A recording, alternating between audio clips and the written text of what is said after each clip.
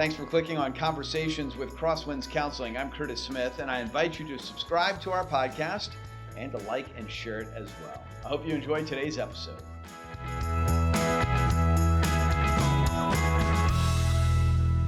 Hello, everyone, and welcome to Conversations with Crosswinds Counseling. I'm Curtis Smith, your host for this podcast, and joining me today is Counselor Shon Ridenour. Shon, thank you for being here. Thanks. Talking about relationships today, Yeah. Shon, it's something that's so critical to the human experience. Right.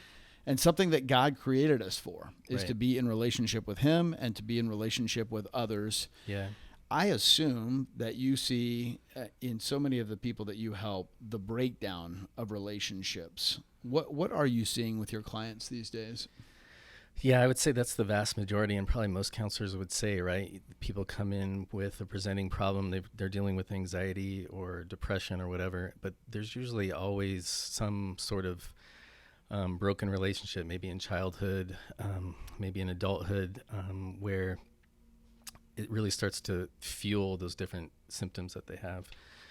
So, and what I wanted to talk about today is definitely that, because I think we are designed for a really, really deep intimacy. In fact, Psalm 42 says, "My soul is dry and thirsts for you, God, as a deer thirsts for water. I long for God, the living God." There's something in us that's made for intimacy with God and with people. So, and even in Ecclesiastes, it says we have a longing for something larger than ourselves. And I don't think we really have a clue of the type of intimacy we're created for. We get little glimpses, but I think a picture of that is when Jesus is in the Garden of Gethsemane on the night that he's betrayed. He knows what's about to happen. He's about to go through some brutal experiences, but he's praying to his Father, and he's in deep, deep distress and agony. Even says that he's like sweating blood. And a lot of theologians believe that it wasn't about the physical stuff that he's about to go through, but it's some mysterious thing. He was always deeply connected to the Father, and what he was going to do on the cross somehow was going to cause a disconnect there, sever that intimacy. And even on the cross, he's like, why have you forsaken me? Why have you abandoned me? So something about that was like the most distressful thing for him. So yeah, I think that's a deep longing in us, and so many things happen that break that down, I guess. It's a really interesting perspective, because I think so many times, and I've even heard sermons on crucifixion where we get focused on the physical pain, the beating, the scourging, the whipping, the hanging on the cross, the nails going into his hands and his feet, and the breath coming out of his lungs in this horrid way, right? Yeah. But to think of that emotional and mental and spiritual pain that he had with that separation, that's a really good perspective. Yeah, and I learned this a long time ago, but I think this is universal. No matter what you believe, I talk about this with clients all the time, no matter their beliefs. I think we all have two deep core longings, and one is to be unconditionally loved, right? We don't want to feel like we have to live up to some standard. We want to be loved for who we are. And then the other deep need is to know that we have positive impact on somebody's life. And I'm not talking about Elon Musk's impact. I'm sure that's fulfilling to have these businesses or whatever. Right.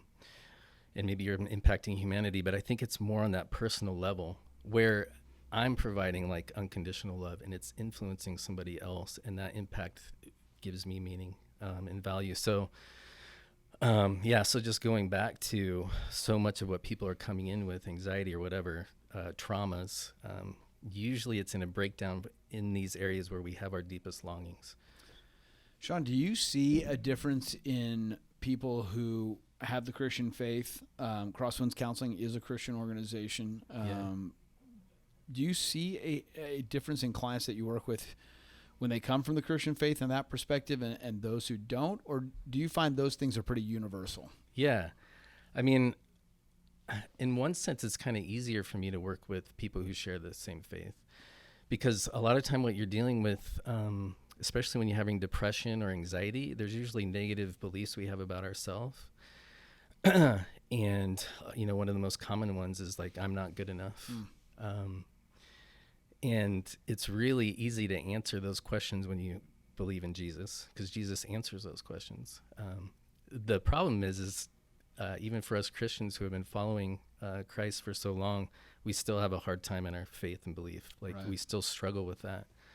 And I think even Paul prays about that in Ephesians. Like, I pray that you would have the power to grasp, the height and width and of God's love. Like, the power to grasp that. It's like we need something, because if we can really get that, it grounds us and centers us, and it enables us to step into, I think fear gets in the way of what we truly most desire in those deep relationships.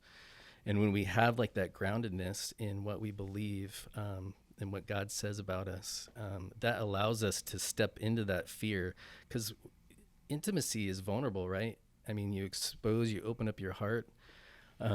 It's risky. It's almost always guaranteed to cause some pain, because you're going to get into the mess of people's lives. And so that stirs fear. And we have all these ways we try to like fill that.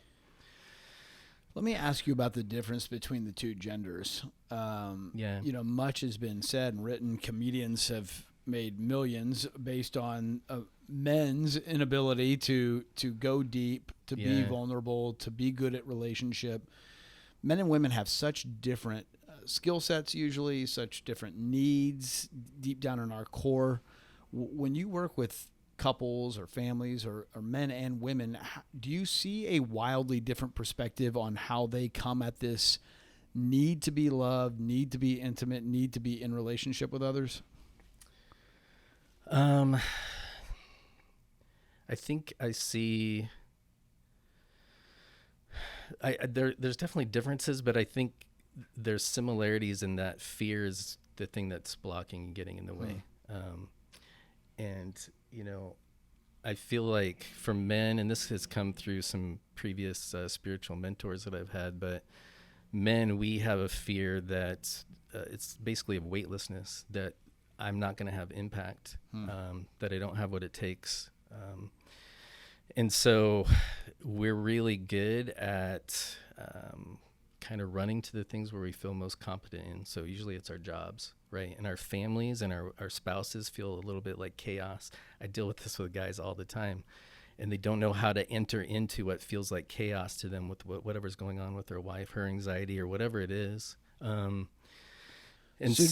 do they typically then just stay out of it? Do they get removed and remote? Because that's not the answer. Yeah, I think we have a million different ways of how we do that. I think we have. I'm pretty good at withdrawing. Some guys, go the other route, who maybe have had their own abuse, and it comes out in abusive ways, that the way they deal with their fear and whatever.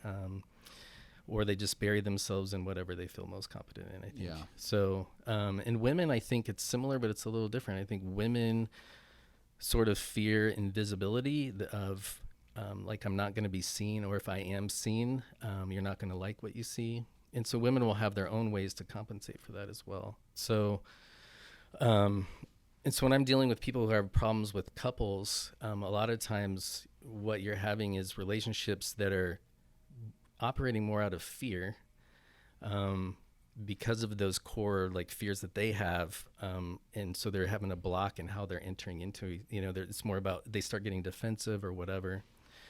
But really the deep longing for intimacy, let me just go here, because this is a good point, I think. Okay.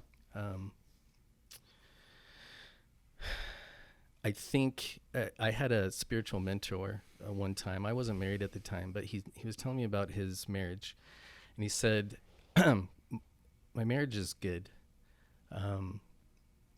And, I could try to just be satisfied with that, or I could go deeper into deep intimacy and know that I'm going to risk pain. And that's what I really want. But it scares me, and that always like really stuck with me, because now, as a married man, I see it. It's really easy. And I see it with my clients. It's really easy to get to like a good enough sort of plateau. Yeah. We're not rocking the boat. and just kind of stay there. But to really go past whatever fear is keeping me from, and what is it? It's knowing your spouse on a deeper level. And I think a lot of times we think we know because we have all this mountain of data. I know all this stuff about your past and whatever, but knowing is like in the moment, like what you're going through.